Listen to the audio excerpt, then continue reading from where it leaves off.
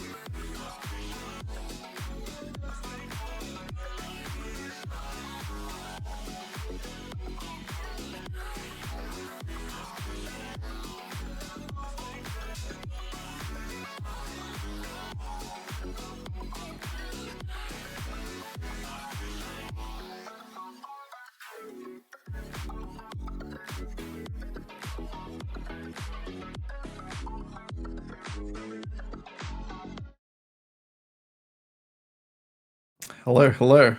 Right, it's me. I'm your entire screen, and the lobby is starting, and we are getting into game two. Apologies for the production could tell me how long, but that was nearly an hour that we've just sat here waiting. 55 minutes and a few seconds that came in at, so we're trying not to do that again. All right, Unique versus Gran Turismo. Uh, Maybe Initialize will be. He's finishing something up right now, but he's super subbing in to give me a hand, which is very kind. Unique on the blue side this game. After their loss to Lazy in Life, they are 3-2 now, but I believe both their losses are Lazy in Life. So as long as they win out throughout the rest of the evening as we follow them, they will come in second. Gran Turismo, on the other hand, not a team I've seen loads of. However, we know Mikma from his appearances on broadcasts and throughout the Twitter sphere. And of course, Peterson, another experienced support. And the other names are ringing a bell, but I probably couldn't put a name on them. Lilia, banned away. And once again, Composites attracting his montage favorite bands of Yasuo and Yone. Not a huge surprise. And Ivan on one would be pretty statement here. Unique refusing to play a standard jungler all evening, which is fine. It's good as long as it gives you an advantage.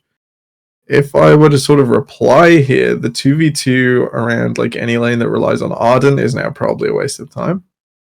However, you can go all in on the bot lane. Zeri, very good on the patch.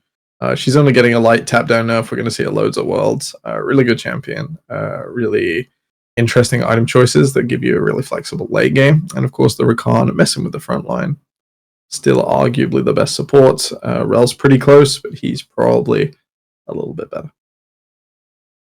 As we come across, we've got the last phase of round one. So you're either going to get your Aphelios in if you're going to use this Ivan into a late game carry, or you're going to get something else.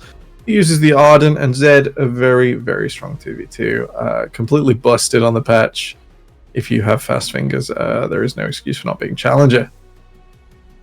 All right.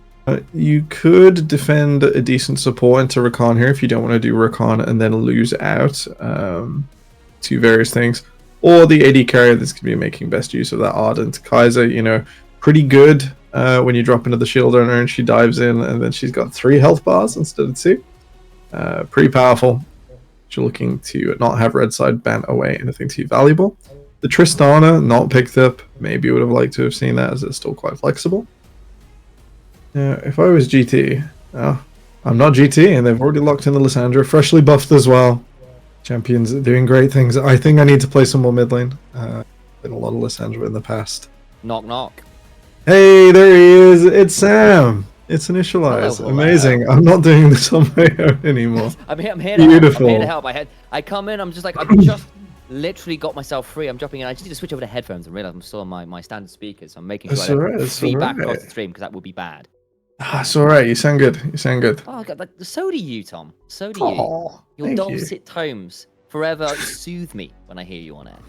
It's all the cough sweets. That's what they're for. Don't let him know. You could have gotten away with it. So it is what it is. Second round of bans, Nautilus and Jarvan. First rotation, so pinching jungle, GT, holding that one to the back. Something like an Amumu could really cause havoc here. Really goes that bit extra with the Lissandra and just sets up for the Zeri so well. Renekton away as well, so target bans. Uko shown to be pretty decent on those bruises after last game. Did a reasonable job on the Olaf. Last ban here, I'd probably continue to pinch down on the jungle. I think non-conditional engage. Belveth instead taken away. Highest win rate jungler on the patch. Great at farming up. Doesn't struggle against Zed so much. So I think that would have been a decent jungler to have the opportunity to invade upon. You know, had a pretty good angle onto that. A Kayn lock-in, so we'll have to see if Unique can execute the competitive Kayn win plan where you just do not interact for 14 minutes and then he's not a champion and he loses the game. That sounds bad. Yeah, it's this why Kayn is just not a competitive champion. If you manage to get a gank off on Kayn, then you've done a fantastic job. Rel somehow got through all of this. Maybe would have liked to have seen her across from the Nautilus as Renekton. If you're saving top for R5, should not really be a condition unless there is some super special pick here. I mean, Kane is kind of special in its own right, and I am. Yeah, on 4 as well. That could have been on 5. I know. It's just like, I'm sad for you. Like I'm assuming I'm listening to what's going on via you right now because I'm still connecting into the stream. So I'm listening to your words and kind of understanding what's going on purely by what you're saying. So you could tell me anything. There should be something in Discord for you. There should be. I have seen it. I've just I've got to verify this location is actually where I am. Is it Berlin Internet? I'm being Berlin Internet. That's exactly what's happening. Which is it's just a standard thing, really. All right, Gran Turismo, the end of your draft could have used some work. On R5 is just not okay, friends. Like, that's not all right. And I appreciate how angry you are about this. Into a Gragas as well. Like, what was the thought process here, huh? Why did you show Kane and hide on? I'm so angry for you. It's choices were made. You know what? If it's what GT need to get them through the game, that'll be what gets them through the game. They still got a really exciting bot lane. This Lissandra ties everything nicely together. If they were going to execute this, like, I think Mikma might be a pretty decent Lissandra. I think, I don't remember if he's ever played Xerath, but the Xerath in this composition would have gone absolutely ham. Wizlip says, what do we think about composites? Really, really good. He's good. He's very good. But I say he's someone you know quite well, and I've cast him a fair amount as well back when he was first starting out. I had to put him in the mud in his first season because I was coaching a different team. I remember Sheikah talking very highly of. His solo queue is really good as well. It doesn't just play the 2 Sword Brothers. I think he's spreading out a bit more now. No, yeah, he's all right. Mick Melisandre, true. I'm finally here. Oh, it's a composite set as well. I'm very excited. I can see what's going on now. Very exciting. Mick Melisandre, I know. It's what year is it? Huh? 2000. It's 2013. ZVZ has just happened in the LCK. All is right with the world. Yeah. What's this stuff about turret platings, bro? It's 2013 yeah, what's the plating mode? Can you activate Fortify for me? My turrets are about to go down. Just teleport at 3 minutes bot lane. Just it's fine. That's very normal. Tank supports with Fortify just used to be my thing. On the other hand, what I will say for the Kane is at the very least you've got set up for the Kane to maybe sort of like be disruptive at Red Kane. You know? It is like an okay 2v2 once it evolves with the Lissandra, be it red or blue. I kind of hope it's red because it's very overtuned at the moment. Yes, it is. It's pretty nuts. I have seen nothing but despicable things from that. It's just you know, guys, if you can do the spicy stuff, you tend to not let your opponents respond to it. Turns out, yeah. Yeah, it's all right. That's all right. All right, we're just. Is it all right, Tom? Is it okay that that's allowed? I don't know. Potentially, we're having some technical issues which have somewhat grabbed my attention. That's fair. I mean, I'm. Hello, by the way, everybody. That's nice. How you doing? Yeah. I'm so tired. Same. I'm actually flying in the very early hours of tomorrow morning. So I'm flying early Friday. I'm coming to Germany. Where are you going? I'm going to the UK. We're switching places. Swap over. We'll do what are you in the UK for? Well, not UK. What are you going to? What are you going to Germany for? Are you allowed to say? I am. It's just the rules about this broadcast. Never mind. It's a different game. Card games. We're gonna do some Yu-Gi-Oh. We're gonna do that in Dortmund. Exciting. Big event. Lots of fun. Lots of fun. I suppose considering the new Mordekaiser skin, maybe that's appropriate. That obelisk looking guy is pretty. Yeah, it's a pretty cool definitely a god card. As we get news that the lobby has been remade, the jungler could not change his runes, which is it's League of Legends. It happens every now and again. Not so much these days, but. I mean, it was towards the beginning of the season. We were struggling a little bit earlier on in the year. It's kind of stabilized again, but there was a period of a lot of pauses that's thankfully been somewhat resolved. Yeah, Ivan, not the end of the world without runes, but your score in the Aurora Cup is at stake. So yeah, no, that's true. It's quite important. I think you can understand why for comp matches that kind of thing is taken fairly seriously, understandably so. I definitely can't promote these vocal suites on stream, so I'm just gonna have one down here. Take it away. Are you coming to England for?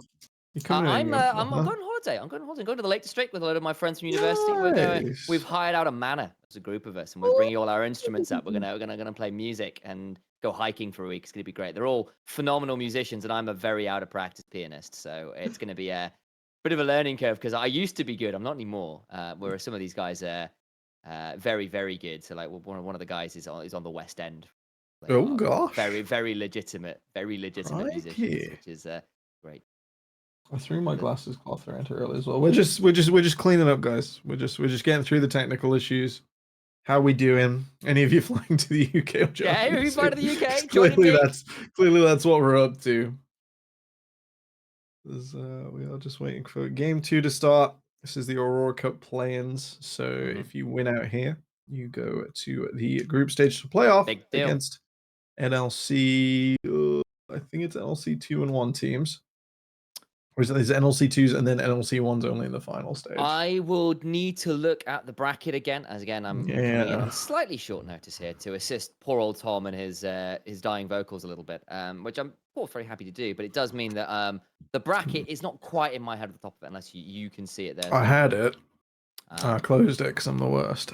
Well, that wasn't very helpful, was it? Yeah. Okay. Top 2 go up, bottom 2 go down. Nice Fantastic. and easy, nice and straightforward. We saw Lazy in Life versus Unique in game 1. The other 2 teams at the top of this bracket, and makes sense. In a slightly more precarious position, Gran Turismo, 1 win, 2 losses. Don't know how that last game went. I'm just trying to find that now. Haven't got news about that last game, which is bit of a struggle. Gran Turismo, also previously known as Verdant Bloom. Oh, so this is the great name as well. That I appreciate the thematic. Yeah, they were released, I believe, to attempt promotion. I can't remember how that went for them. I'm just having a quick look. Interesting stuff. We love composites, Levine. We do. Who doesn't? We do love some composites. Like the montage. What are they a composite of? What makes up this composite? Many compounds. All right. Gran Turismo did win their last game. Gran Turismo did win their last game. Sorry, I've got. I was like, I set you up for a beautiful conversation. The physicist among us, and I get many compounds. That's fine. I tried, guys. I did. Tired of me, apparently. It's not even been 10 minutes. I'm in trouble. I think I told you 2 months ago, I put in like a Yu-Gi-Oh card to a framers, like a big Yu-Gi-Oh card, like big enough to fill the space behind me. That's an oversized prize one. Wow. And I went down today because it's only 5 minutes walk. I was like, is it done? Can I come get it? You guys said like 8 weeks ago. It's all fine. I was very stressed. It's gonna be fine. Are you? So it's nearly finished. How big are we talking? What's the size of? I'm the top of a 6 foot tall man, right. and we're doing okay. We're this wide and taller than you can see. That's tall. So it's all right. It's a big boy, But I've been stressed out about that, and hopefully we're back into game to take my mind off of things. Yeah, not to bring up recent trauma. I'm glad that's a thing I've done for you. It's all right. Current trauma. It's current trauma. Current trauma. Ongoing trauma. All right.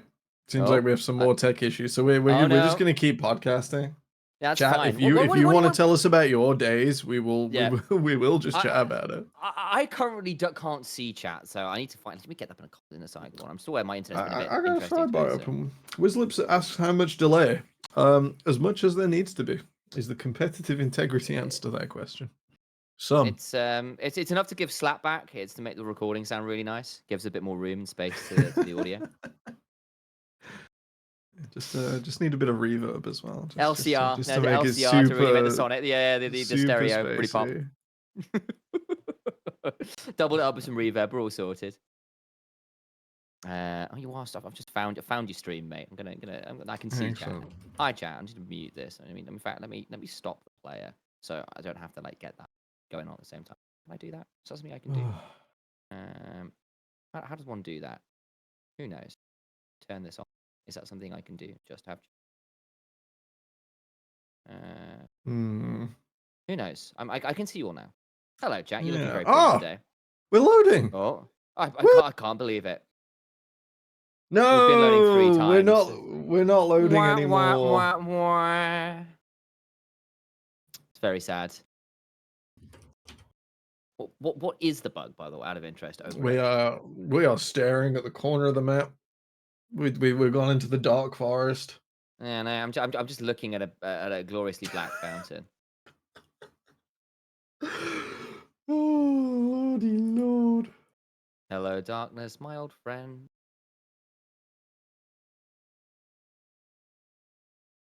Yeah. Okay. Well, we're here. Right. Hello, everybody. Yeah. Fans of Gran Turismo, has the tournament begun? This is the first game I get to see of them under their new banner. Are you out there in the chat? If not, everyone else can tell us how much you love composites. Please respond exactly. I can't get. All right, there's the currently country. ongoing relations between tournament operator and teams as to how on earth we're going to solve this. Because something's broken. That's okay. Something's broken. Me on the inside. There we go. Me right now. Zoe bailed me out in game 1, but lordy lord, I just want to go be on the sofa. That's it. I can say hi in chat now at least. Let me say hi. Yo. I'll even use my own emotes. There we go. Look at that. It's very pretty. It's pretty nice. It's very yeah, very kawaii. I love that you came in with the casual Japanese and very kawaii.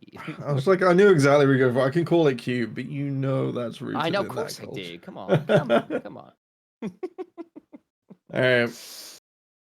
Welcome to the stall stream with 55 minutes between games. I'm not sure whether it's stalling at this point so much as nosediving. The quality of the casting has already begun to dive. Oh, I'm hearing noises. Sound effects. I think there's some gameplay. Is that gameplay? Gameplay? Maybe not hotkeys, but we Someone has gameplay. riffed any second. Get your popcorn, everyone. Oh, look at that. What a beautiful option screen. I've never seen something that's made me smile so much. You want some off-screen pings? Not anymore, I don't. All right, on the blue side, unique club esports. You know him, you love him. Composites in the mid lane. Man of the montage. Indeed. On the red side. Okay, so like obviously I've been following best I can. Obviously, Composites is a player I know quite well. Obviously, Unique were recently up in Division 1 and stuff. Hard a little bit, unfortunately for them, but yeah.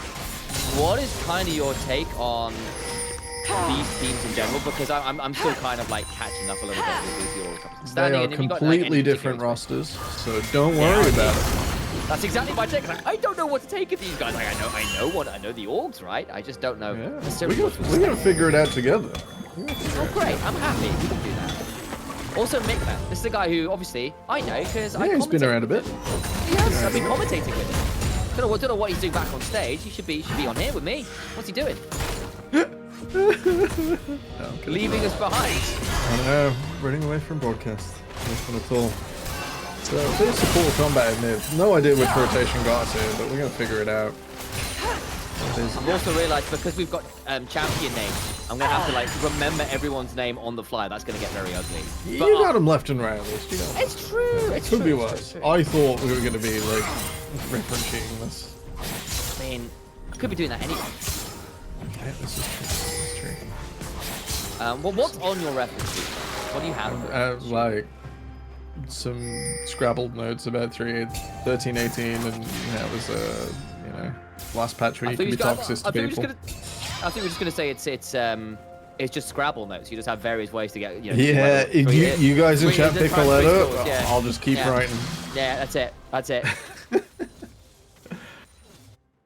All right. Ooh. Most of the interesting bits of Zeri Kaiser probably already passed, and we're looking pretty even. Zeri with a short lead, so that's normally how this goes. Not entirely a surprise. I think Zeri, we've sort of seen people start to feel a lot more comfortable, pick that up, and feel more confident in the laning. And Kaisa is dangerous once she's got that first evolve. Until then, is safe enough, but not really the scariest champion unless you get insane plasma proc. Yeah, lesser platform for damage. Yeah, that's fair. All right, Kane building enemy. Incredibly passive.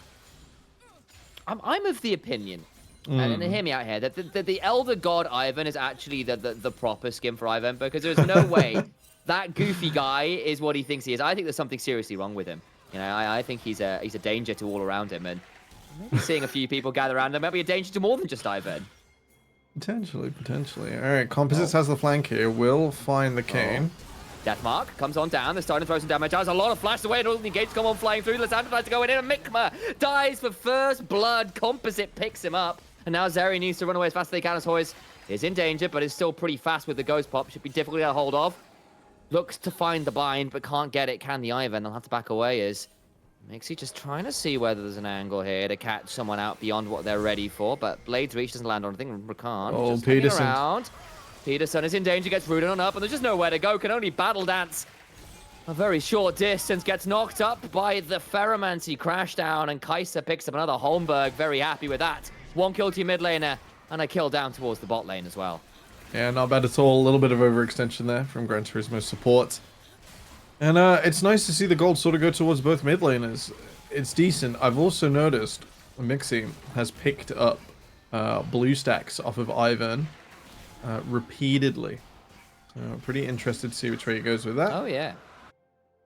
And in fairness, in a game like this, you know, there's not that. I mean, you like your key targets are more realistically something like the Zed or the Kai'Sa. And I can see it well was like, look, we're going to go in with the Lysandra. Maybe the Kane can be the burst to follow up with that. But, you know, you're also looking at Daisy and Gragas and Rel. It's a, yeah, it's a the risk Red to Cave get surely through. feels Getting through the Ivan is hard. Still, looking potentially towards the Dirk first. And I know, obviously, we've seen those Dirk builds on Red Kane even though, of course, the lethality is more past-wise associated with the assassin version, but still pretty good right now. And obviously, we're seeing like it's sort of like the Aatrox build of recent popularity, where you're kind of going towards that Duskbladers. Composite stays out of danger. Yeah, the push in mid will allow priority on it over to the Rift Herald, despite Uko teleporting back up here. That'll be a pretty easy pickup here for Gran Turismo. You know, it's kind of a blessing that the Dragon didn't go down before the Ivan gets to level 6, else finishing that off is really difficult, really quite tough. With this Herald going down, I think breaking mid, getting an iron on where the Assassin's going is nearly always the right call. Oh. That's quite a... Oh boy, they flashed in to try and make that one happen. There's a double knockup, but of course the Ring of Frost and Frozen Tomb have already claimed one. Kane comes along and makes sure the Umbral Test Pass takes out another. Now you're seeing Composites try and play out a 1v3 with little success. Another kill comes on over, and Gran Turismo get absolutely everything they could ask for. I'm not sure they got the Herald, you know. I think the Gragasol got that. We'll have to go back and check. No idea where that eye went. Not picked up with GT having control. So Uko did manage to steal that away. 3 kills is probably bigger than the Rift Herald would have been anyway. Let's be honest. Yeah, a little bit unfortunate, but not all as bad as it could have been. It's a lot of cooldowns to kill an objective, though. It is, but then again, you're waiting on a dragon spawn or anything like that, so you can kind of just take that goal and run back with it. Now you're looking at Alessandra, 3-1-on-1. Kane's picked up some more kill involvements, you know. You're pretty happy with that. The Herald was nice, but I think that's not a bad way to snowball as is, with the perhaps exception of maybe not the easiest way to get a hold of some of those plates you might otherwise have enjoyed picking up. Yeah, looks like Kane's ready to go red. However, there was a pinging chat that it's going to be 3 minutes before he can come over to blue Kane. We'll have to see which way that goes eventually. Sam, we have a quick segment during this lull state. As while there are pings on towards the bot lane, there is enough vision to make anything that happens here a complete mistake. That doesn't mean it's not going to happen, Tom. I think it's unlikely to happen. And if it does happen, then there's a skill issue. Yes, negative skill issue. Is this a problem? Like Hoy's nearly entertained then, but he's going to finish off his comment said. Completely on vibes. Completely on vibes. Who is your favorite for the tournament? Oh, man. I've been because all of the rosters don't match. Yeah, I've been enjoying watching Ruddy, but I'm also aware I'm biased for just the sheer amount of content that's coming out. You're allowed. That's an exciting thing to have. I know what team's about. Look, all I'm saying is any organization that can get Odoamne to dance with their owner in such a beautiful scene probably deserves your faith. Yeah, that is what it's about. Shout out, Don J. Yeah, shout out on Jake. So it's courtesy of Sammy, who I imagine will be looking for Verdant, or maybe Oh, yeah. and Turismo to go deep in this tournament, owning that team Lots. himself. I don't know. I'm quite excited for Ruddy as well as the team fight does start off. Ivan picked away. Waljo running out. There we go. I think he's just dead to rights. Another pickup for the Kane, who's 2-0-3, involved in absolutely everything the Gran Turismo could ask for. Very pleased indeed with how this one's playing out. Dusk played to their name as well, and it's been a couple missteps in a row now for Unique, who mess up the Herald and mess up that invade. The Ivan not enjoying that one at all. Yeah, this is almost explicitly how not to play versus the Kane. If you do end up in situations where you're skirmishing, he just becomes a bit better champion so much faster. It's really tough to overcome. Not impossible, but really tough. And of course, Kane's TP the to mid snowball. here. That's Mikma. It's a bit of an odd time to burn that one. Dragon is coming up, but he's not set up, he's not ready, and they do have to acquire priority in the bottom lane. Yeah, I'm kind of there with you. I might have held on, but then again, it means they collect the wave, and they've already back with a fair amount of items. They might have to go for another E6. I'm not seeing anything resembling a control ward, which is normally a big sign that objective setups are incoming, but still, we'll be around and about to help try and wrestle command of this river if that becomes an option. Is Mixie just hanging out over this wall, seeing whether someone oversteps. Yeah, with Waljo here, Unique will be able to equalize this, get priority, and push forwards into the river. All right, big amount of damage onto the Lissandra. Flash on forwards, the self-ult. Well timed, but that will now mean flash in the ult down for Composites, but Mikma down there, key ult as well, and I feel like Lissandra without ult, a significantly bigger issue, but now the bot side fight happens. It's a 1-for-1 right now, but the health bars are so desperately low. Kansuke surely got nowhere to run as Kane will let the execute come on through and give that kill over to Hoyes as into the river we go to see another death come on through. 3-for-1. Huge moment again for Gran Turismo. Yeah, it looked like Unique wanted to push the envelope, push the issue, and while they take down Hoyes, they expend a little too much. They weren't expecting Mikma on low health. That's the same health he ended the all-in against Composites with to actually get down there in time and help clean out the rest of Unique as they overextend in the bottom lane. That they do. Find themselves in a bit of an interesting position. There was some nice early fights, but they are beginning to fall further and further behind. You know, yes, you've got the early dragon, but the Herald contest went wrong. It is, in the end, Shadow Assassin Kane. We are getting that full burst option, making this Zed's life, this Kai's life, all that much harder to execute on. Again, it's not like it's a full tank Gragas either. He's probably going to enjoy any burst if that starts to come on through. And talk me through it, because again, when we do see Kane, very rarely in competitive, it's very rarely Shadow Assassin, if ever. It can be after the previous round of buffs, where it just gets a little bit out of hand. It's great for just isolating one target. Normally, you want to pair it with something that also, from far away, just has great target access. So, Xerath has been doing the rounds on Twitter because you can hold your F key onto the champion, and it's like auto aim. It's absolutely beautiful. Oh, bit of an engage, looking to make this one happen. Just more damage. That burst combo is absolutely obscene. Nowhere to run. This Ivan cannot play the game. Yeah, Walter really struggling right now. He hasn't really got a great unit to shield and amplify yet. I think that's sort of really showing in his ability to move around the map. A little bit of desperation, a bit too much on his own.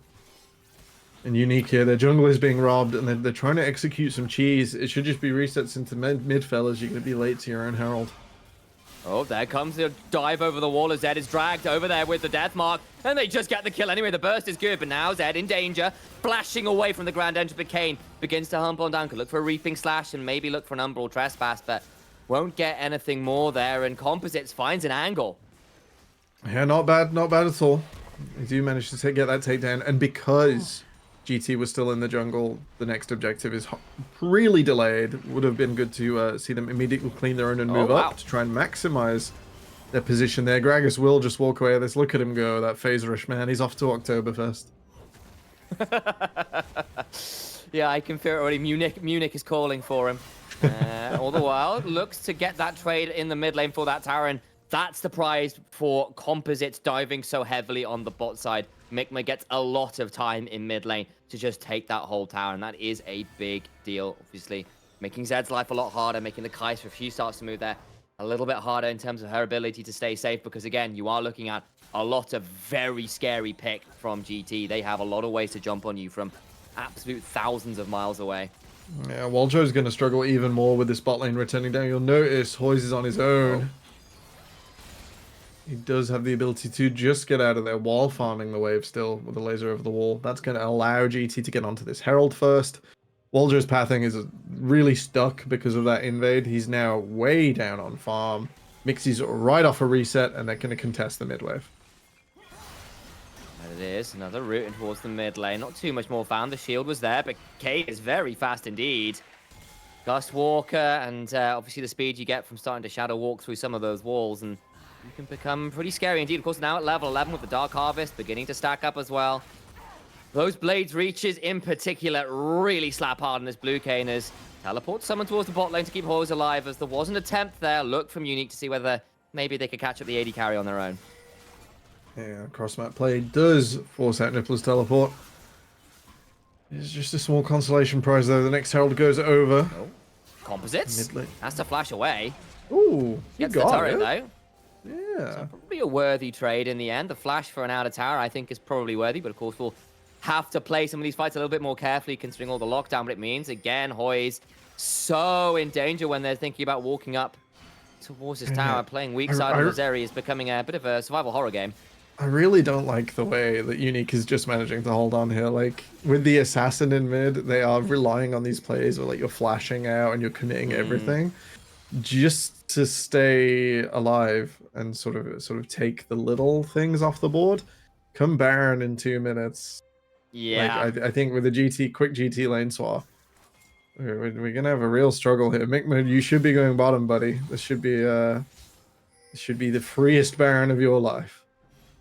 I'm looking at this as well, and I'm going, GT, you've got just the team fight's easier to execute. Like, Ornn and Lysandra, Rakan can follow up on whoever gets hit by that. And you got Azeri and Kayn to blow over, which unfortunate sod gets locked down by all that. On the other side, yeah, you got Daisy. Yes, of course, you've got the Rel and the Gragas, who were pretty good engaged in frontline themselves, right? But the Kai'Sa and the Zed are a lot shorter range, and if they start going in to make some of these autos, make some of this damage come on through, they're really in danger of getting picked themselves. I don't think a cleanse saves you here as Holmberg.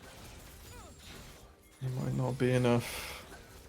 I do like the slightly delayed version of moving everything down. It did allow them an extra wave in mid onto this Lysandra. Means the TP can go a little bit further. Everyone's spotted out here on the little invade. Look to Composites. He's going to try and get some poke in before this begins. Certainly looking to make that happen. We've got the 2 items completed, so certainly throw out some damage. But I'm looking at the other side.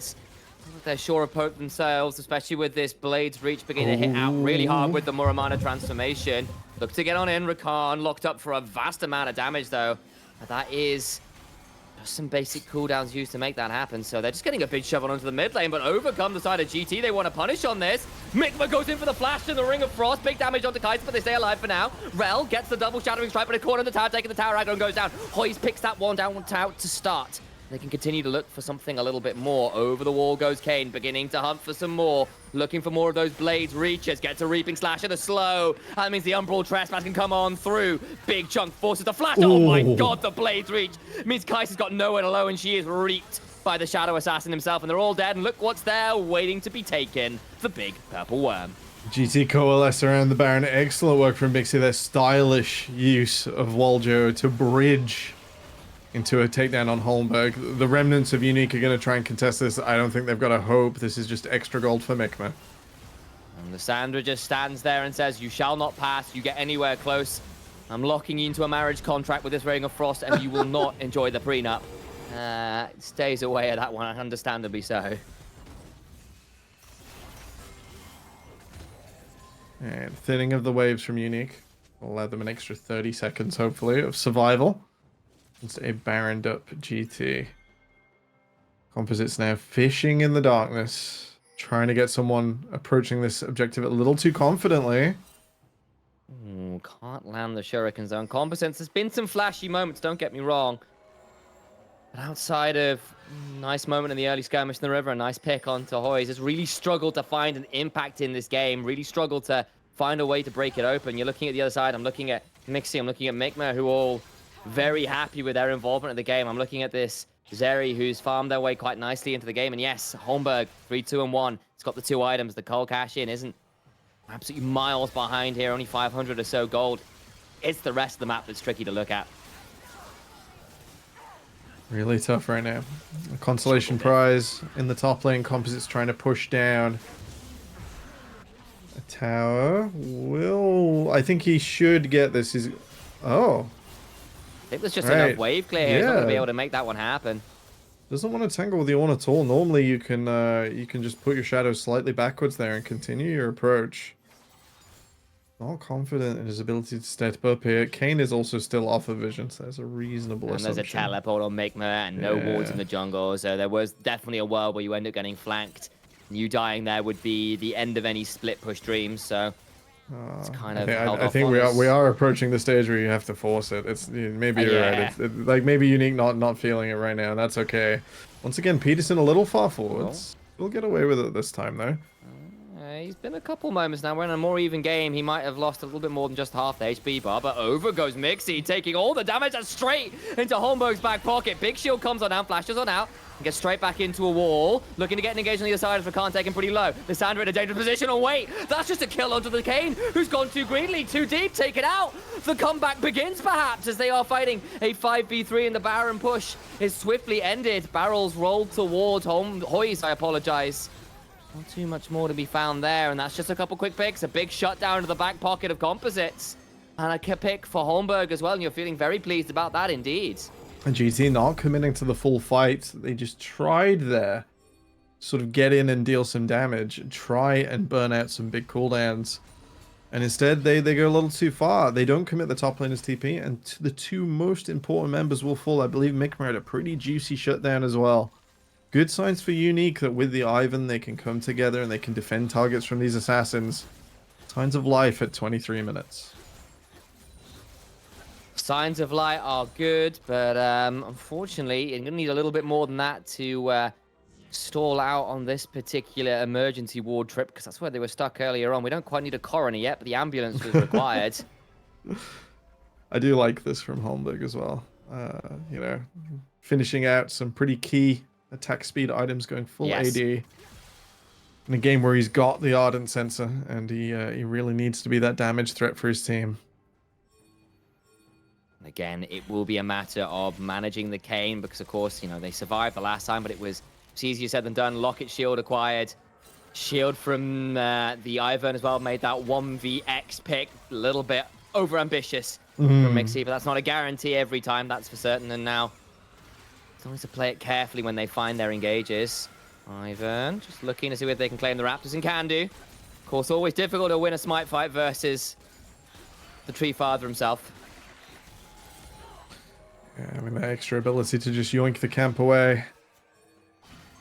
Alright, the jungle of Unique now looking like it's slightly overstocked. That's members of Gran Turismo. Oh boy, they're just holding on here, and I think understandably Oko is like, I cannot walk up to this, or I end up in a very difficult scenario. So that tower finally falls, a kind of remnant of the Baron shove from earlier. But the gold lead remains at this kind of 3,500 to 4,000 gold lead that we've seen for the last 10 minutes or so. It hasn't really changed, and the card part of that is just a bit more aggressive side laning from Composites. A couple of those key shutdowns coming on through, making sure the game doesn't snowball further away from where it was at. It's really hard for Composites to get a teleport down here. There is no ward that will get him into a decent position behind members of Gran Turismo. There is only one near the tier 2 tower on mid, and even that will fall. Goes down, and a little bit more coordinated, a little less trigger happy this time around as Gran Turismo stabilize after that mistake they made earlier on, and still continue to be very, very scary. And I'm just watching this jungle CS discrepancy grow and grow and grow.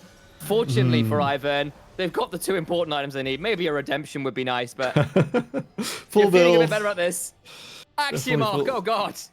Full build of Ardent Sensor. Yeah, that Kane is going to absolutely rip. Potentially 2 ults per fight if used near the start. And with both objectives coming up, it was a decent time for both teams to try and get a reset in after they took down those towers.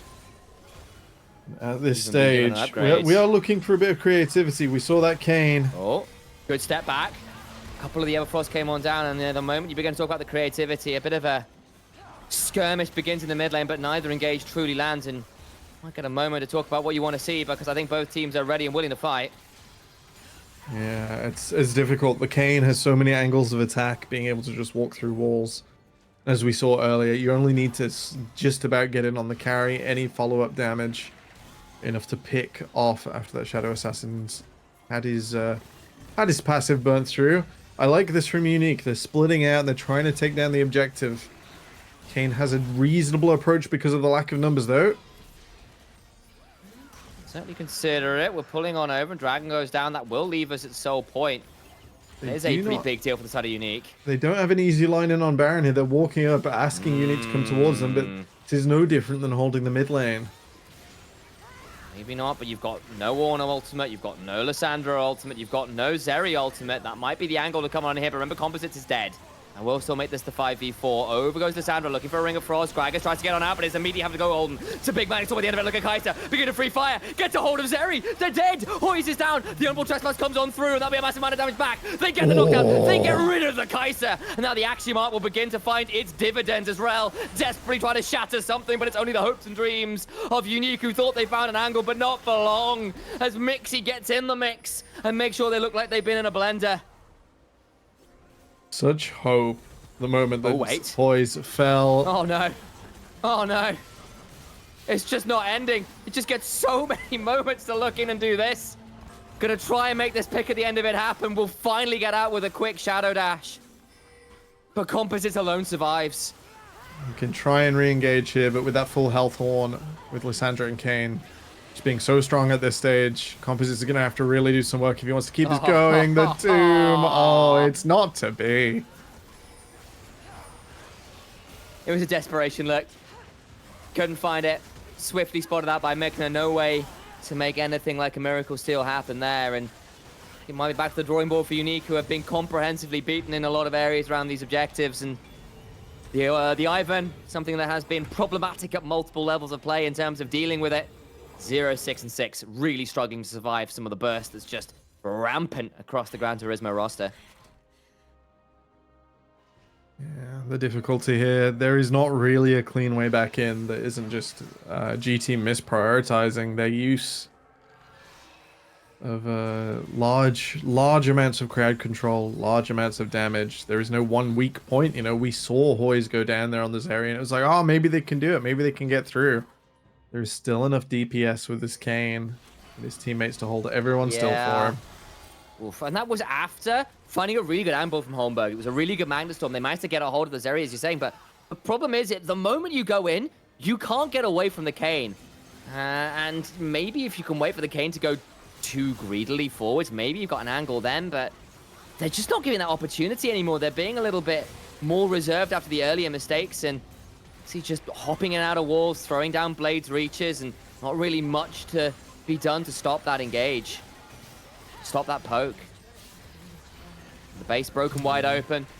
Left to the wolves, or at least towards the supercharged cars in Gran Turismo. We have definitely underused the pun potential of Gran Turismo. I mean, there's even a movie that's just come out. Oh, yeah. Apparently it was quite good. Apparently it was quite fun. It scored well with the critics. I saw the guy the coach is based on was quite unhappy with it. He said it made him look like a dickhead. To use crude language and an original quote. That's fair enough. And in fairness, like the audience apparently enjoyed it well, and I think critics were. Yeah, imagine having Orlando Bloom play you a slightly tubby driving coach as all of these ultimates going completely wide. Well, it does land the second half of that Call of the Forge. So more damage than I thought it would be. And they're just kind of holding on here. It kind of forces people away from the tower. They can't stand there and deal with it. Mixie just permanently lives in your walls. There's a meme or two about that one.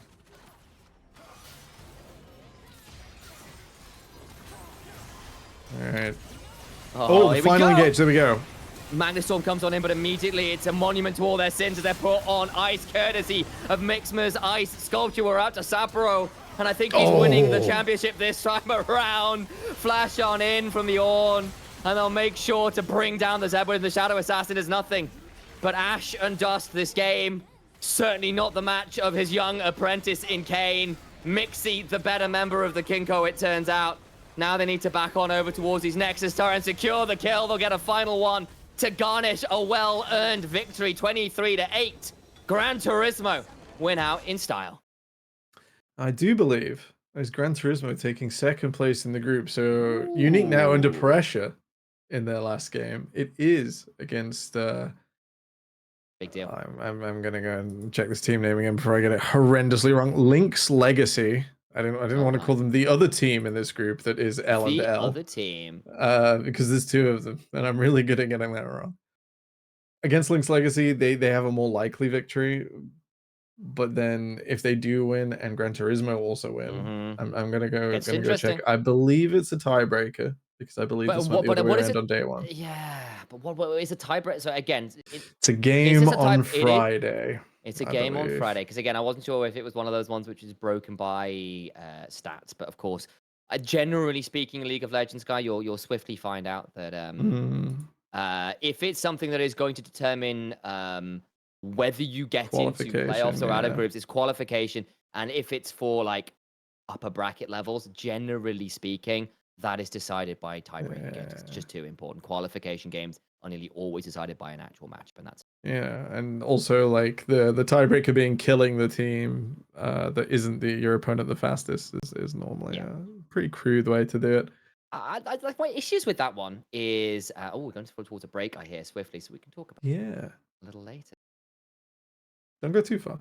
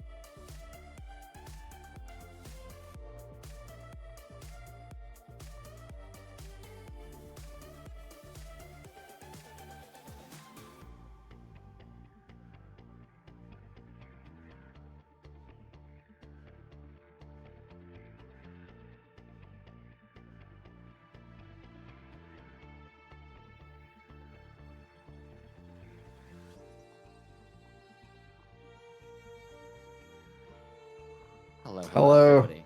And welcome back to the Exhausted Cast. I'm Temple. This is Initialize. We're so tired. But we can't we've sleep. got the Aurora Cup on. There's one more game to go in the play-in stage. And with the off-screen news that Link's Legacy just crushed Lazy and Oh. Suddenly no one's defeatless. Oh no. You know, and everything just gets a little bit more crazy. So this last game just matters a little bit more as we see Unique take on Link's Legacy.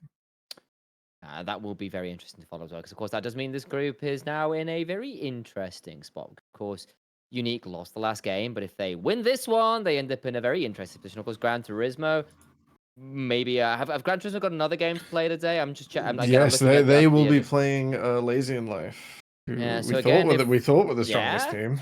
But if they lose again, and suddenly we end up in a very interesting position in terms of tiebreakers and then positions in the game, as my camera has apparently decided that pixels are all you get of me. Sorry, anymore, and I start to break mirrors. It's a real problem. So they're just making sure that they're censoring me out before I cause trouble. What have you got for me? I'm seeing like the little hand. So yeah, I'm just rushing to get an up to date. Yeah, I wasn't sure if that was like a Jedi mind trick thing. Like you don't want to give me draft. You want to continue to podcast with me. Fortunately, it only works on weak-minded fools, so you can make that happen. No Jedi mind tricks here. Only money. Let's go. Only money. No mind tricks. Yes, I'm just trying to. For public credits, I think is a phrase. I don't remember the phrase. I should know the phrase. I've quoted Star Wars. Oh, it's like your Republican credits. They are worthless here. Yeah, exactly. You're worthless. Instead, you can bet on Space F1. That's the way forwards. I really want a podcasting series, not podcasting, pod racing series. Sometimes pod racing series, man. I'd love it. I want to be the commentator. I want to be the person who says that's gotta hurt.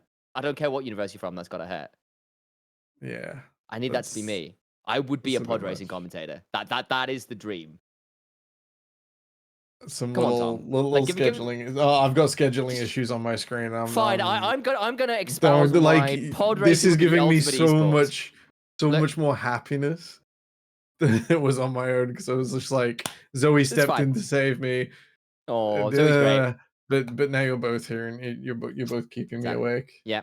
It'd be amazing. Like if we had a decent, like I've kind of been playing Redout, which is like F-Zero but coded in this decade, which is really cool. I like that you just say coded in this decade. Yeah, not 4 decades ago. Oh, we're all so old. Yes, it would be really fun. I don't understand it to a high enough level to say it would be a good esport, because like sim racing exists.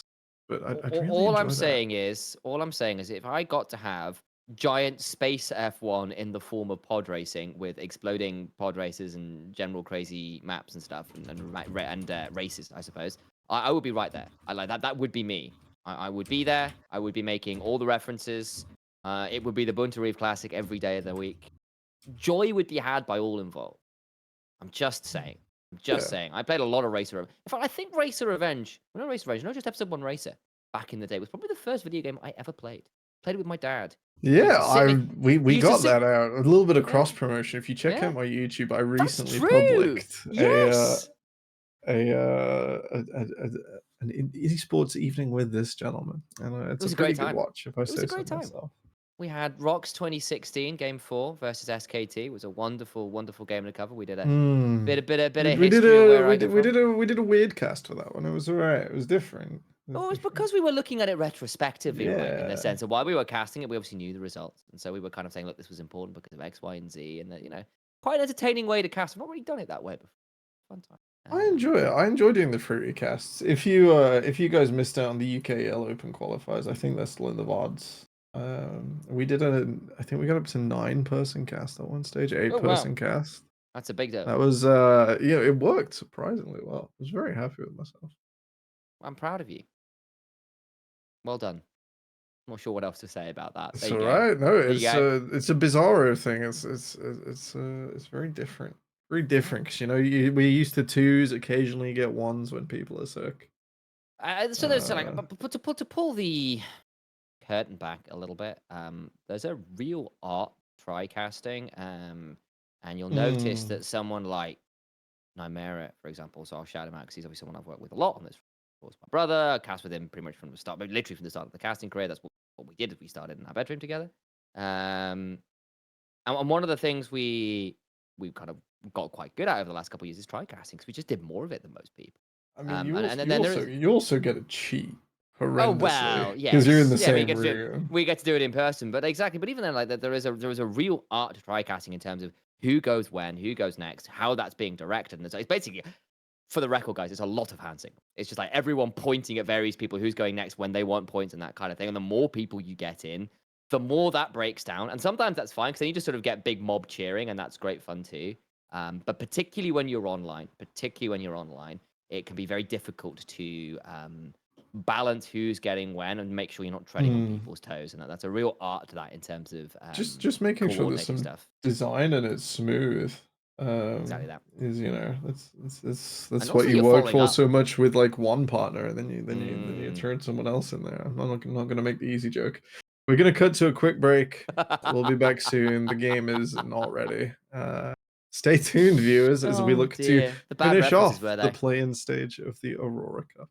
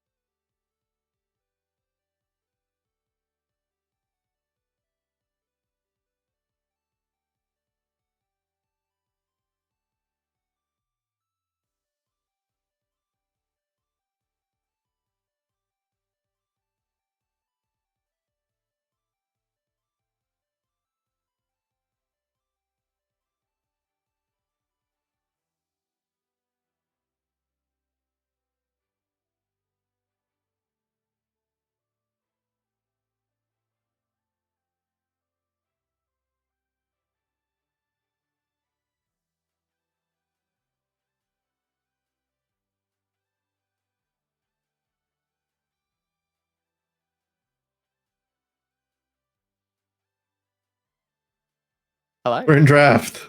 We're in draft. It's Hey! coming. It's all right. Woo! Do I have a soundboard? You bet I do. Hey. All right. Amazingly, on the first ban of this draft phase, Composite still has Yasuo. Potentially banned out every game, I believe. Nani. I've not seen him play any of it this tournament. I Man, did is it- see I did see a little bit in the pre-game chat, a little bit of stuff between the players, been saying, "Please don't ban Yas." Was requesting a smiley face. Like, maybe Lynx are feeling like it. Oh, there he goes. Oh, Surprise. That was single right. That was a tip. waiting game. That was never Single getting through. That's, Imagine if they let it through. Just watch it play Diana. Just to find out. Just to find out. I think if this game didn't matter so much, it would have, let's find out. Let's get some practice in.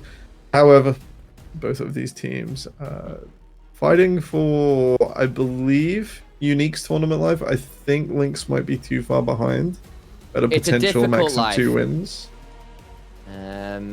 They would need to have. They Wait, need to win. They need to win this one, and Gran Turismo would have to lose the next one. So that would put Yeah. them then at 2 and 3, along with both Unique and Gran Turismo. So it is possible. oh, not a 3-way tiebreaker. I'll cry. We could have we could have a 3-way tie for first. Or we could have a 3-way tie for second. Oh gosh. Okay. All of that potentially on the line. Waljo's Ivan banned away. And Tristana picked up on blue one. Still a strong pick. Ooh, Not it's quite very as strong. highly prioritized as previous. I think the thing that it offers is the fact that it's lane shove and an AD mid laner, and there's very limited numbers of those. You've got basically Tristana and Jace as the 2 primary ones, with the occasional Yone like this, which of course is locked in alongside a Sejuani, which makes this is the OMG combo. It really was. Anybody who followed any LPL, they made this absolute terror alongside things like the Akali, because you could actually not play so much towards the bot lane, instead play around the volatility that Sejuani and aggressive melee solo lanes provides, and you can do some very scary things with that combo. So I'm struggling. We saw it the other day. I can't remember which one. I think in the UKL. It was the UKL. It would have was been, just yes. Perma-procking the Permafrost. permafrost with Yasuo in that game. That was crisis. I saw it as well. He apparently messed up getting a Keyblade combo. I saw the clip and he called it out himself. How could he? Yeah. He didn't well, trust it himself to don't get matter Keyblade. because I think he was like 10 and Shocking. 1. He was. Very strong.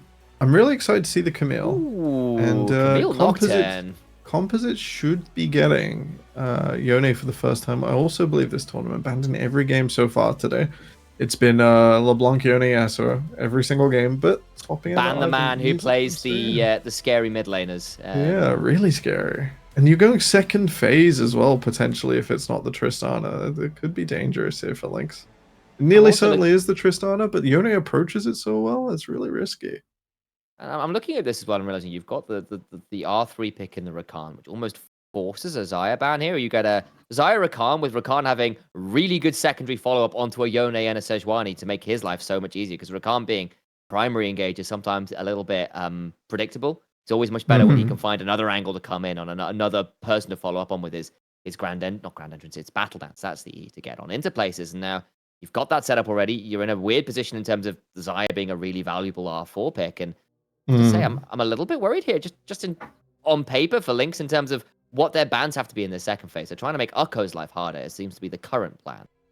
He's been really good with these bruises, and sort of similar with the Gragas last game, at just being a presence and being a nuisance. Again, if this is, well, I suppose the Camille's going to be top, and Renekton pretty good into that, so that's okay. But more Renekton interaction from this level of play, when you got a second draft phase to do, is just so frustrating to watch. If we were going to see something else something else that like bullies, maybe the Jax would have been a better ban than Xayah, but R4 Xayah here would have been absolutely fantastic for Unique. It's difficult to sort of tell. I like the Jax coming through. Yeah. Later game, the Camille can play around the Jax, because she can still sort of threaten a shove by trading the 2 E's, so her hook shot and Jax's counter strike getting away, and then as long as you get a single Q in, you walk away again, you can leave the lane, and Jax only really wins the all in there with Shojin. So it's pretty hard to actually play that late game out properly. I'm looking at this as well, and it's always been the the summoner matchup into Jax specifically by the Camels. You just have to take the Ignite, so you have got that ability to take some of those trades earlier on, because otherwise, as you were saying, it is something that Jax often wins the extended trades on earlier until you kind of hit those really big Q2 numbers that you can kind of play around with, assuming It's pretty you've got much that level counter check 16, option. yeah. It's the deep depths of late game. And exactly that has to be the strategy then, just because the flash just isn't as much as a viable option to survive the lane. And then we're getting ourselves a very unusual little combo there. Tristan is being flexed away from mid lane towards the bot lane alongside the Taric. You hop in with the Dazzle. Feel pretty okay about that. And now you've got Cosmic Radiance on a Camille, on a Nocturne, on a Tristana, all diving forwards. Feels like a pretty okay all-in wombo combo. This is sort of a blast from the past combination. I think you could have seen this end season 5, season 6. Feels about right. Yeah, and it's when did it's Taric nice. get reworked? I'm trying to It was remember. about then. It was longer ago than we think. Unfortunately, you explain these comps, and I'll do a little bit of searching what through the archives. What Lynx want to do? They want to pick on composites, or they want to pick on someone in the backline. It's nearly certainly going to be composites, because Holmberg will take like an extra step to reach there through the arcane shift, unless he gets Camille ulted. Which is a great sort of answer to that. So a bit odd to see the Ezreal come through so late in the draft. Maybe would have preferred something like the Zeri. Instead, Lynx are going to put Cosmic Radiance on their front and back line, catch the whole team, plow forwards. There's not a huge amount of defense on Unique side that is there to like resist an all-in. Even the Sejuani won't be a super tank. On the Unique side, they just want to front to back. They want to just get a big team fight ultimate. Throw all your damage on top. With the Ezreal, you're looking to combine with your Glacial Prisons and your Fate Unsealed. It is Fate Sealed. Fate Sealed, So there we go. Soul So Unbound, close. Fate So close. Sealed. Okay. So let me see if I can go through this. Yeah, It's, you want to catch as many people as possible in sort of a death zone, and then just go forwards. If the dive is misexecuted from Lynx, Unique can have a really easy time just catching everyone in a straight line, which should be quite interesting. Potential difficulty in execution there from Lynx. Otherwise, their comp is basic and should be easy to execute, but it is easy to flub a Nocturne in competitive. If you get nervous, that champion does not keep rolling. It doesn't, but it does offer a very good go button and a pretty good counter gank option. And sometimes you do need that, especially if it's you have been just needing a way to focus the team, right? Where you're kind of getting lost in the cause, lost in your ways to play the game. Nocturne can provide that and saying, we're going on this target, and giving you an opportunity to just pick an angle. And when you've got the Camille, when you've got the Tristana, when you've got the Taric to back those people up, hell, you've got a lot of good ball delivery systems as well for the Oriana. I can see, at least in terms of maybe not so ease of execution, but ease of go buttons. And I do think there is a distinction there, because, you can mess up those engages, but at least you've got a lot of tools to make engages. And if that's what you need, a way to make things happen, you've got those in spades here. Actually, something, we were talking about season 5, 6, the triple threat composition from Unique. Yeah. I think if all 3 balls get rolling, we might have a stage where... There's only the one. That's on Oriana's head. Yeah. But, like, if all 3 of those get rolling, I think Lynx might actually be short of damage to kill all 3. I think that might be, like, finite. If there isn't enough there, because like once you tear through a Jax, it's quite slow, or if you expend all your cooldowns on keeping the Ezreal still, there is not a lot of gas after that. Yeah, I mean, don't get me wrong, Camille hits a certain point where she's okay, consistent damage, Tristan has resets, Oriana's not bad burst and stuff, but I tend to agree with you, like, your target access after a certain point is like, okay, I've used my ability to get in, particularly on things like the Nocturne. You then sort of are like, okay, well, the Ezreal's now free firing and I can't touch him so easily anymore. And I'm still dealing with a Permafrost and a Jackson and a Yone who probably win the consistent DPS threat against a Noct compared to their kind of opposite numbers in the Nocturne and the Camille. Like, I can see that being difficult, for sure. All right, level 1 ward on the blue buff. So Unique will know that Lynx's side on this lower side. And should find out roughly. That was delayed enough to find out roughly when he will arrive. It's always good to know where the Nocturne is going, but it's never really a surprise to know that he's going to fall clear. Very rare that becomes not the case. Does give Waljo then an option, though, to maybe look to mess with that volatile top lane very early on if the wave ends up perhaps in a position where you can find yourself at early game. But I think quite wisely, Bust is allowing the wave to be shoved towards them at least a little bit early on to keep them safe from any early level shenanigans by Waljo.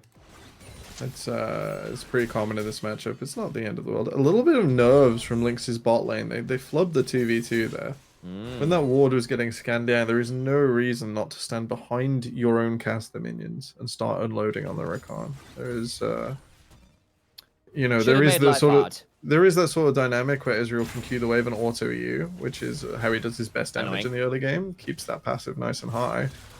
It doesn't stop you trading though, and I think we should be worried if they're not going to interact. Yeah, Bust, nice trade there, nice trade. Try and get the grasp available here. And maybe get something scary going on, and I think Oko has got biscuits, so can maybe bait that one out just a little bit, as Gallup did just have a look there to see whether something was available elsewhere on the map, and swiftly moves away. We'll have an idea about where Waljo is now, I believe, and away we go as just a little bit of trading in mid lane, and yeah, Oko, I think, wisely goes back early with the wave in a very awkward position here. Does at least get to save the teleport.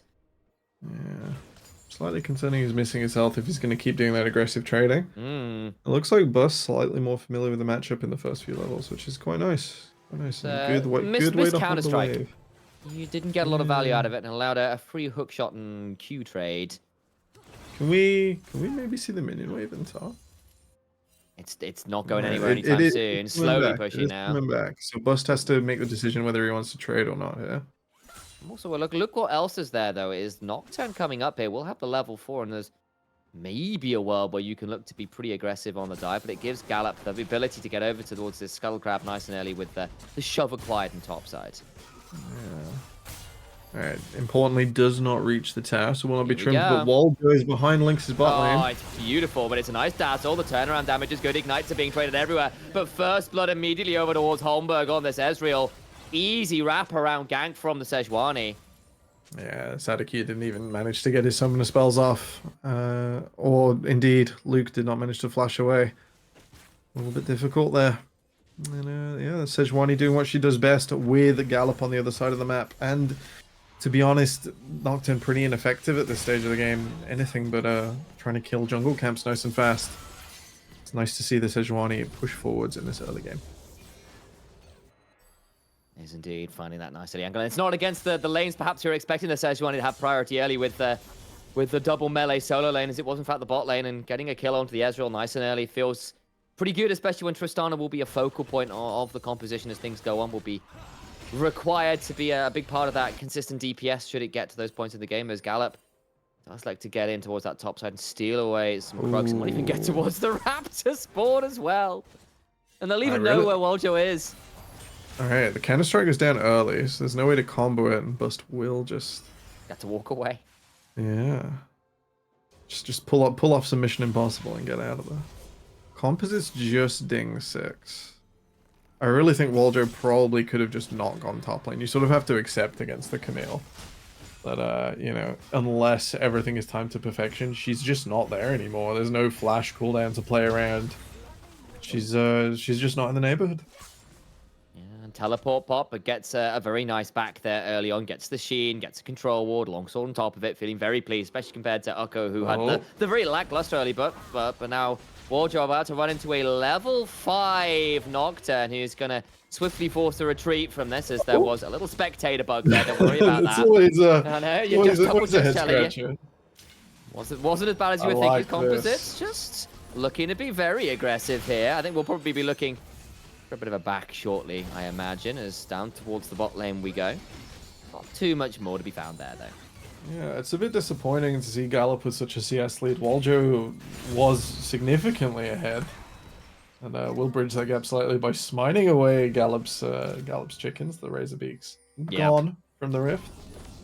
But yeah, you don't need to drop this sort of a CS lead. I feel like maybe not assessing the strength of his lanes very well, or maybe the lane's calling for slightly awkward things. It's difficult to say.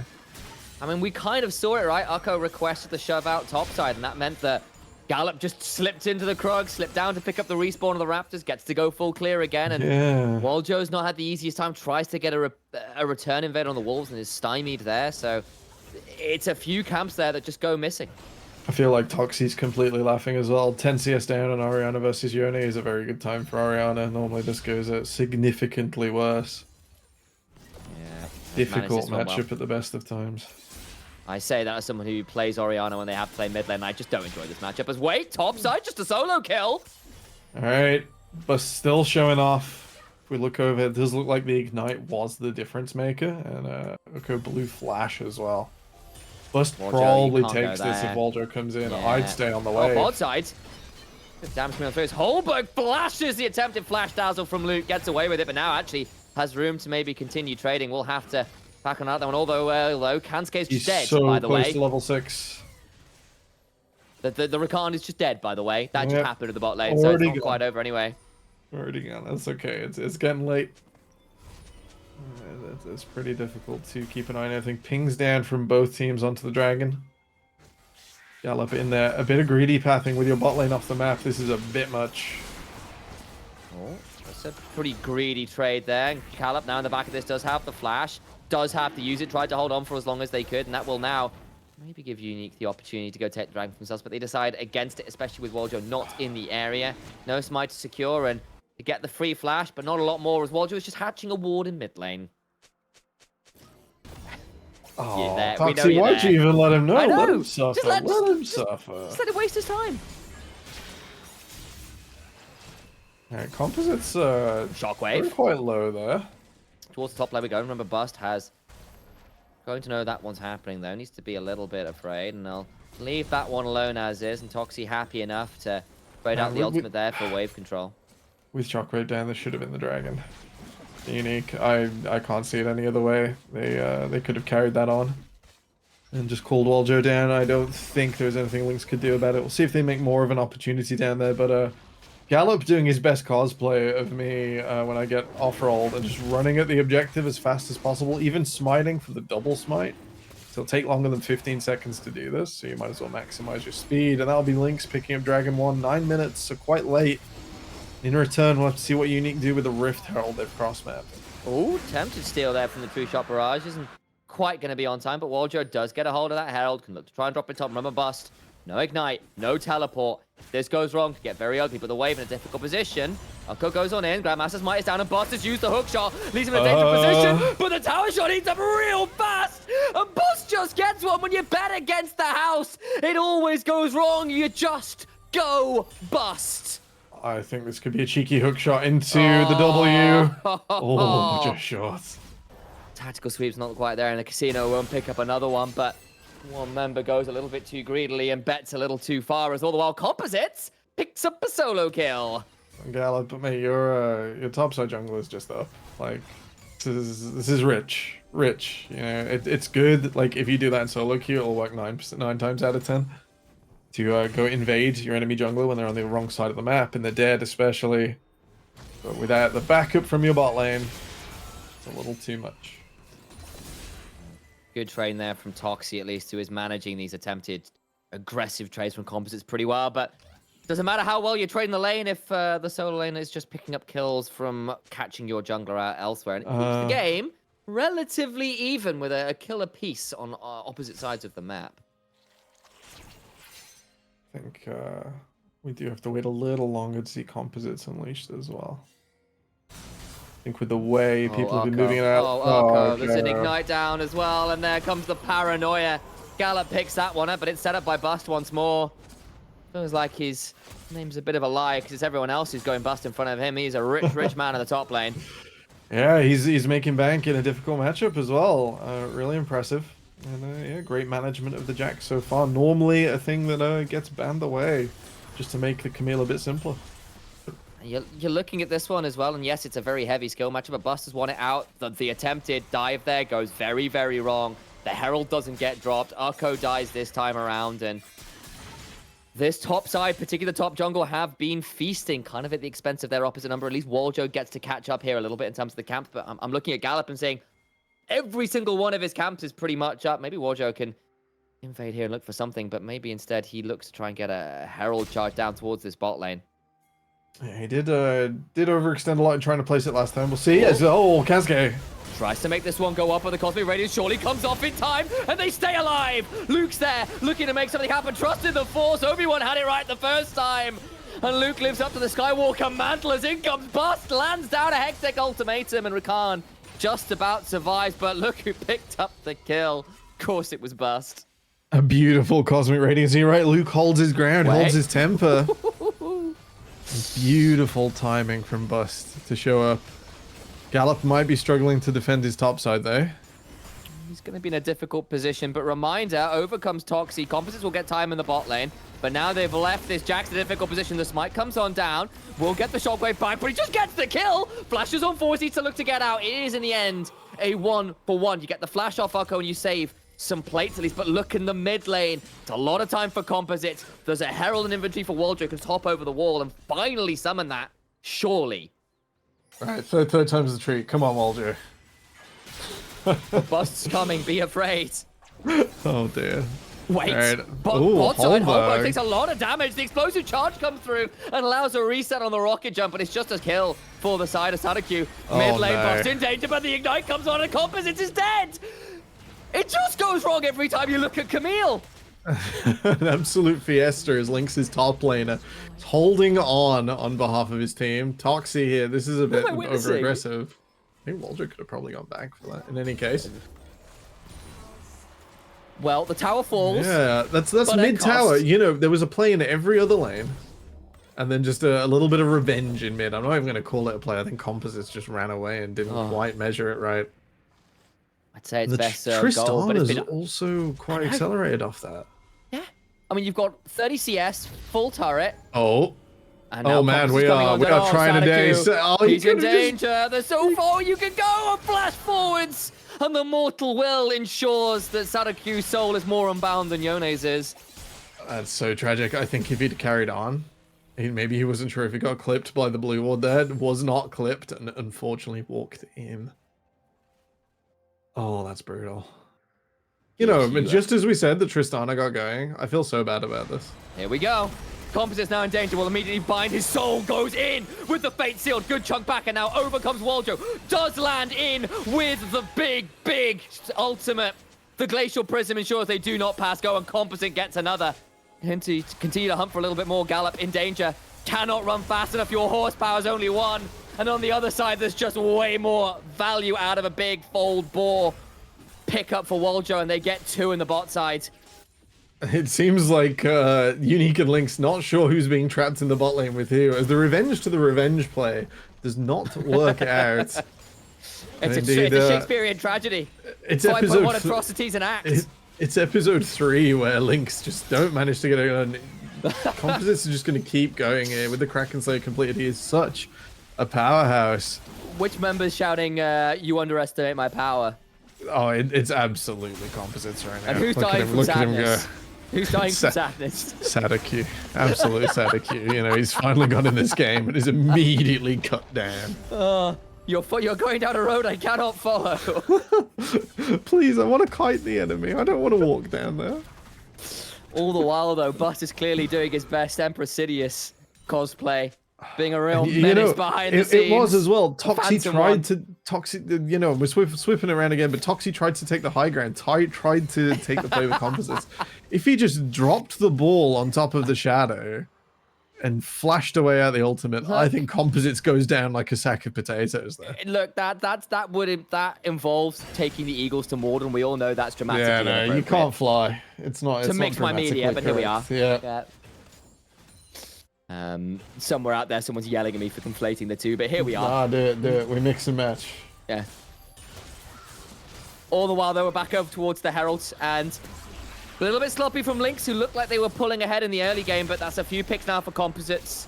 It's a kill or two back to Ukko, who have been struggling, but now I'm looking at Bust, who is still very much a point of strength for this team. 4-0-1, another Herald to their name, got themselves an early turret. On the other side, this Yone that had been held down in lane picks up a couple kills. Is very scary. Is Ukko locked down and deleted by the combo of Bust and Gallop, who've been a lot more successful than Gallop and Toxie. Ever so slightly more. if we're gonna see this side lane domination come to sort of pass, then unfortunately I think the Lynx's members 3 are gonna have to come together in a lane, and it's gonna have to be 4 and 1, with the Nocturne being the 4th positioned in the jungle between. If we want to do this, you got to pre-push out a wave, so that's what Bust is doing now, buying time. Then we're gonna have to see. I was making jokes about Shakespearean tragedy. It feels quite appropriate that the 3 witches gather to ensure someone's dying. Yeah. It's Macbeth all over again. Toxie's had a Q and Luke, Jedi, and Shakespearean witches. I mean, exactly. Oh, I mean, I'm not sure I like the teleport down there, but this is the assignment we asked for. Gallop's got to get out of his jungle and get down here now. Otherwise, this can be broken by Kansuke and Waljo just running busted down. Dragon's a few minutes away yet, but they have found him. Buffers it well. Managed they to can buy get time. under this tower. The Nocturne is still not in position. Certainly considered it. Not going to quite make it happen. Holmberg misses the Q. Thought there was going to be a backstep available. Doesn't happen. And it is Lynx who have relatively okay shove towards this mid lane right now until Holmberg can get over there. Bot side, though, it's a swift recall again from Bust. I wonder whether they've got the Ravenous Hydra completion, or maybe they just have to go towards his top lane, but a little bit awkward there because the teleport came out not so long ago, as instead Toxie has to teleport topside, and I think that just tells me Lynx have to leave that dragon alone, and all the while we've got ourselves a bit of a pause. Yeah, something went wrong there. The play was to get the Camille into the bottom side and get that ready, but it took too long. They bought a minute by pushing 2 waves in top, and it did not work out. It took them that long to get the Camille into the bottom lane. The Nocturne was not ready, so that sort of play cannot be executed. And then they've had to burn another teleport to catch a wave. So pretty rough right here for Lynx. They've just burnt 2 summoner spells to get 2 waves of farm. And at this stage, that's not quite worth it. But you know what, Initialize? With all these big plays and all these ultimates, and all, it's so much damage coming out of Bust. It's hard to forget it's only 18 minutes. Well, we are. What are we at? We're at 15 kills in 18 minutes. It's been we finally had it slow down over the last couple, but it's been very fast. As we can zoom in here as well. Just a nice look in, and is there something specifically we're looking at here aside from like wonderful? I want to see Oriana's new icons. I am a big Oriana enjoyer. I forgot the icons changed. That's right. Command dissonance is just not as cool as it used to be. Man, it's just not as purple. You know what I mean? Yeah, I know. I love the 3 colors for the 3 things. Really Command dissonance. Shockwave's okay as an icon. It's more attached to where what it looks like in game now. But I think the old icon was probably cooler. It was purple because it was something else that came out of the ball, like dissonance. Yeah. It made sense. You know, it's a lot of our history. Nocturne's icons that they best not get updated. That's the deep lore. That's my favorite. Some of those, the W is an MS Paint by a Rioter. You know, it just looks so special. That should be that way forever. Please, Riot Games. No updato potato. What if I don't like potatoes? What are you gonna do then? Well, it's a classic. That's not the question. I'm asking about potatoes. You can cook them 20 different ways, but don't change it. We have finally got a response to what the issue was. Turns out, as it stands, I think Toxie has had some connection issues, so needs to reconnect, and hopefully that should be sorted relatively swiftly for all those wondering. I think let's throw it to us. Let's throw it to us. I think this is going to be a little bit of a longer one. Let's come back here. We're back. This is the final game, so we're going to go over the stakes of the Playins group stage. Medium rare, please. Medium rare. You know, I've actually I've been taking mine rare recently. Like I'm used to be a medium rare with lots of black pepper, and now it's just rare. You know, it's just better. I mean, rare is nice. The meat has to be really good though to make rare worth it. Yeah, I have not had that come back to haunt me yet, but I'm aware that is a risk in the future. Tell me, but let's go back towards the actual stakes, and we can come back to talk about best stakes ever later. But maybe the League of Legends stakes might. So these two teams are potentially second and fourth, or second and third. Yeah. Just quickly, so I've got results from yesterday in one place and results from today in another. Gran Turismo are 2-0 on the day, and that brings them to 2 and 3. It does. No, 3 and 2. Good lord, this is difficult. Did they just beat It's still going on, their last game versus Lazy and Okay. Life. Lazy and Life lost their first game to Lynx before this. So I'm unable to write on this sheet. I'm quickly figuring this out in Unfortunate. my brain. We are potentially set up for a 3-way tie because Unique have lost How both their exciting. games today and are also on 2 wins. So if Lynx Legacy win this, they are tied with Unique. And if Gran Turismo, there we go, GT. Oh, okay. Oh, GT are already on 3. So Unique Ah. have to win to go even with Yep. GT, assuming they lose. yeah. And Lynx Legacy are unfortunately already eliminated. That's why I'm reading from Alas. this. I got a little bit baited by the scores on Yeah. Leaguepedia. Thank you. Yeah, because I saw them at 0-3. It's like, well, they won their Yesterday, first game. yesterday. So I thought they Yesterdays. I thought they had two games to play, not just the one. So that's where I Hmm. got baited. Because I heard they'd gotten the wins. Like, oh, if they win another 2 games, then they can go 3-3 and try and tie this one out. But if they're already at 1-4, unfortunately, then they're there. Aurora Cup run is over, but they can still Yeah. play spoiler here and make Unique's life pretty miserable if they win this game. You want to know what the most interesting stat I can glean from these results is initialized? And this is absolutely 10 out of 10. Go on. I don't know. I was going to try and make a joke, but I'm If you struggling. have side selection, oh, don't worry, this is hilarious. If you have side selection, you have a 40% win rate in Group C. We've played 10 games. That's relatively and, significant. Yeah, like, guys, what's going on with this draft prep? If you choose your side, you have a negative win rate. Like, that's interesting. Is that true of every team as well? Because if it's just like one team So that's really that skewing it by losing all of their every games. team. Well, So, like, everyone is gets it like, side is it one team that's... selection. Everyone Yeah, gets my side po- selection the same amount of times. So it shouldn't Yeah, what I'm matter saying too much. is that one team just losing all of them. So therefore it's skewing it down. And then like some of the other teams just been a little bit like maybe dropped a game they shouldn't have. and No, that's in skewed fact, it. it's biased further because Lynx with the lowest win rate chose this game, which is not included. There you go. So that was my issue, is whether Lynx had skewed the data Potentially a bit, so. even worse. Oh no, don't say that. Don't say that. I don't need to. I It's don't really need interesting. worse. It's really interesting. Your We have creative different freedom, not so free by the look of it. That's tough. That's tough. All right, we're still dealing with this pause, guys. We have a connection issue. We could run down the other groups. A and B have finished, which is Are they? kind Tell of me nuts. so what are the results there then? Give me a heads up. I'm gonna pull up the Aurora. So who's won? Who's won Group A? I've only got it in 1x1s. I'm gonna try see if we because I can't see any of this, guys. So I can make up results for you. Yeah. Oh, somebody's reconnected. That's a great heard center here. Great center here. News from Group C. In the other game, Gran Turismo has fallen to Lazy in Life. So this is now a run off between Unique and Gran Turismo. Gran Turismo have got 1, 2, 3, 4 wins. And Unique have got 3. They need to win this game. Yep.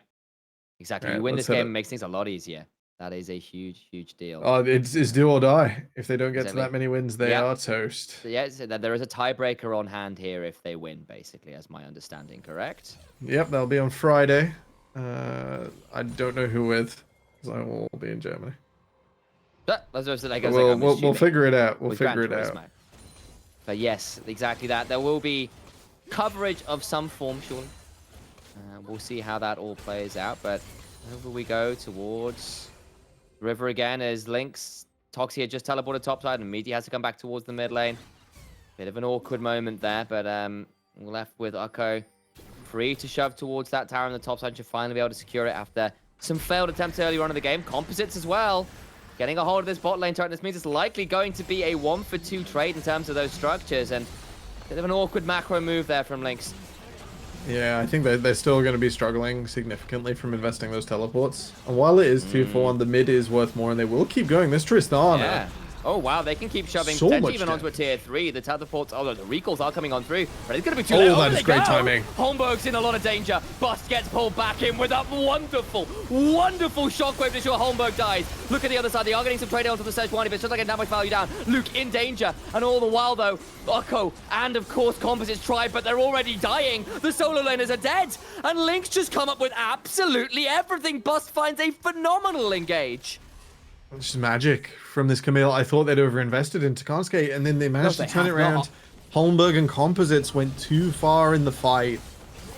And the turnaround, absolutely devastating from Link. So I was worried they'd overinvested. We called out at level 1 that this comp can struggle getting through a full front-to-back team fight. And they manage all the same. Fantastic work there to not go It's too far onto the support. exceptional stuff. A locket shield, a shockwave while the Hextech ultimatum was down that buffered through the grand entrance. Meant that you got both of the bot laners stuck in a cage and have swiftly taken down. And then you're in a 5v3 where this Camille's already strong enough to make the likes of Composite suffer. And Woljo did really to get onto Sadokyu and gets at least the cleanse out. But that's not a kill. That's not even a stopwatch force. And yes, you can come over and maybe take a second dragon, but that is a paltry trade for the mouse. So a 3-turret shove in the mid lane. Dragon, a Cloud as well, not a huge difference maker, a second dragon here. It will add, you know, ever so slight slow resist, which isn't a big thing, because we're mostly looking at stuns from Lynx, who are moving up onto this Baron. They do this fast. They're going to come on over and force another fight. They're feeling pretty confident about this. The ultimates are all back. Composites over the back here can maybe look to get in and make sure a fate gets rapidly sealed. Bust tries to stop that one out, gets a big chunk on the Composite, who has the shield go down. Baron secured. Now they must run away into the Hextech ultimate. They go and Bust just gets the kill onto Composites, and the shockwave afterwards brings them all to their knees. Unique are crushed. The only thing unique will be the statements on their tombstones. They're wiped out to a man. No one stands. Absolute devastation. Toxie holding that shockwave later on, and Bust with the 1v1 for Unique's MVP mid laner. Absolutely fancy feat, straight into the back. Lynx, you know, they have had a difficult tournament so far. They are eliminated, but not so down as to not play spoiler against a group favorite. Oh, Lynx's tournament might be over, but they ensure that they go out with one last boom on the back of Bust's incredible Camille. They're going to try and hold on here as best they can. It's only 2 inhibitors they managed to get, and now maybe Unique can get something on the retreat here. Luke will be sacrificed. But a Taric for 2 inhibitors for a full ace for a Baron. It's looking like one final upset is on the cards, and this casino, well, it's been stacked in Bust's favor from the moment you saw the top lane 1v1s. It's just so indicative of great things to come, to be able to manipulate the Jax Camille matchup like that. It is, in early levels, really for the Jax to drop, and Bust made sure to take every opportunity and make sure to push himself forwards. Is now, you know, the CS lead isn't really there, but we look at the rest of the gold. 6, 0, and 8. Almost an item up. It's absolute devastation. Just look at that. And it was supposed to be level 16, right? The depths of the late game is what you called it. Yeah, here we are. Pretty early, 3k up. Feeling very pleased with themselves. It's going to be so difficult for Unique to hold on. They do not have a team well suited clearing waves. No, not at all. And look, I have to call it out as well. Woljo hasn't linked up with Kansuke and his solo laners particularly to get those scary Sejuani passive combos off and away. I think we were both expecting to see a bit more of. Composites has played well individually. We've seen a couple picks in the mid game between those two members a little bit as well, but it's been too little, it's been too late, and maybe a final gasp. It's a decent fate sealed, but there's going to be a massive ultimate. They just don't have the damage, and Composites is dead. There is not enough work to get through. The stars aligning on the back of Luke's Taric. They'll continue to shove on through. Maybe Ukko gets something at the end of it, but it really is only the Taric again, and Sadokyu just hopped on forwards again. It is pork for dinner, ball roasted over the fire. Courtesy of a couple explosive charges, not even a true shot barrage clips anybody. Bust goes in, locks down a Khan, and they'll get some additional birds to go on the fire. This barbecue is lit up and smelling oh so delicious. A stopwatch and a hookshot and bust just shows off that we're building his namesake in his honor. He has earned it. What a statement game from the top side. Yes, they lose out on a grand scale for sure. But in this game, in this moment, they play spoiler. And top lane can take their hat off. Those incredible performances from Camille will be something to write home about for a few moments to come for sure. Absolutely magic play. As Unique come forwards, the Shockwave broke their final dive. And, it looked like everything lined up nicely. And great work from Nuts. Toxie to just hide that in the tower, bring it ever so slightly backwards, and fire away. Great That's work just show real from sorted. from Lynx. I wasn't expecting too much, and they pulled out a banger though. That was special. I mean, look, again, the results are going to potentially haunt this team. Again, people will come back and go, oh, they went 2-4, whatever, they're not that great a team. But on the day, they take down the #1 team. They come in here in a very important match for Unique, and they take them down as well to deny them playoffs. And they do so in pretty significant style, I think, as well. These players will be able to take the footage from these games, stick them into the show reels, send them out, especially as teams are beginning to look at players over the offseason. I think there will be some teams looking at players, particularly like Bust here, who pop off like this, and you go, okay, the guy's got hands, the guy's got talent. He plays some of these tricky matchups with style, with verve, and you can see what the potential is there. I think is probably Yeah. the way to put it. Fantastic work. With that, that is Group C concluded, and we can confirm. This is subject to me reading, of course.